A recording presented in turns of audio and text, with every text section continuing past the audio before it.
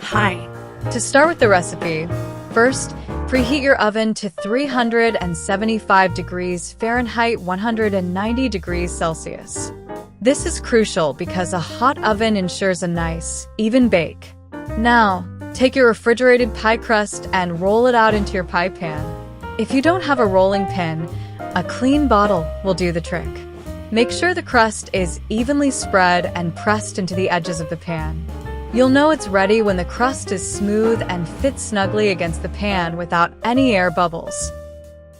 Next, let's add the filling. Take 1 cup of diced ham and spread it evenly over the pie crust. Then, sprinkle 1 cup of cheddar cheese on top of the ham. Finally, chop up 2 green onions and scatter them over the cheese. This layering is important because it ensures every bite is packed with flavor.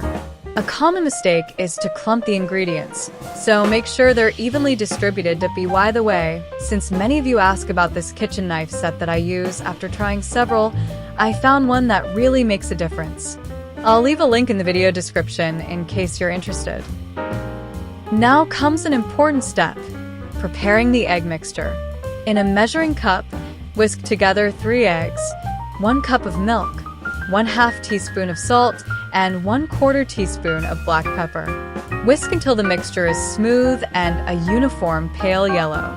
This mixture binds everything together, so make sure there are no streaks of egg yolk or white. If it's too thick, add a splash more milk until it's just right. Pour the egg mixture over the filling in the pie crust. Make sure it covers the ham, cheese, and onions evenly. Then, sprinkle the remaining 1/2 cup of cheddar cheese on top.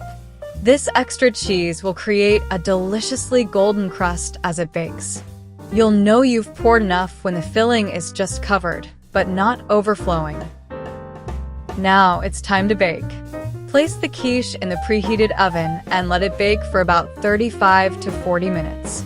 You'll know it's done when the top is set and has a beautiful golden brown color. If you gently shake the pan, the center should not jiggle. If it does, give it a few more minutes. Finally, let the quiche cool slightly before serving. This step is crucial because it allows the filling to set completely, making it easier to slice. You'll know it's ready to serve when it's warm to the touch but not hot. Enjoy your delicious homemade ham quiche. And that's how you make this delicious recipe. If you enjoyed it, don't forget to subscribe to the channel for more recipes like this one. Bye.